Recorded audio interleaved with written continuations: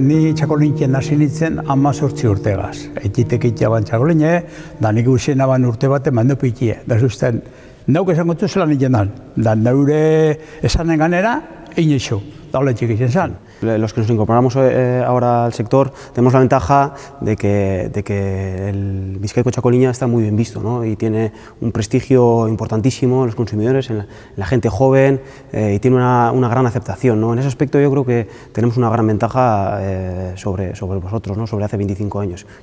Tenemos un tipo de suelo, tenemos un clima, tenemos unas condiciones edafológicas que son diferentes a lo que todo el mundo entiende por suelos vitícolas. Entonces, yo creo que sí que hay que darle la vuelta, ¿no? Y poner en valor eso y nuestra diferenciación y nuestras variedades. No se puede dormir aquí nadie, ¿eh? Vamos, el mercado y la gente está muy preparada. Culturalmente se sabe mucho de vinos hoy. Sí. La gente es exigente. Muy exigente. La gente es muy exigente. Entonces, y luego, pues Dios gracias que estamos en Vizcaya y es fiel. Esto es Vizcaya, eso es diferente. Estos son nuestros suelos, este es nuestro clima, ¿no? Porque se nota el carácter atlántico en los vinos, se nota esa salinidad en boca también, esa proximidad a la costa.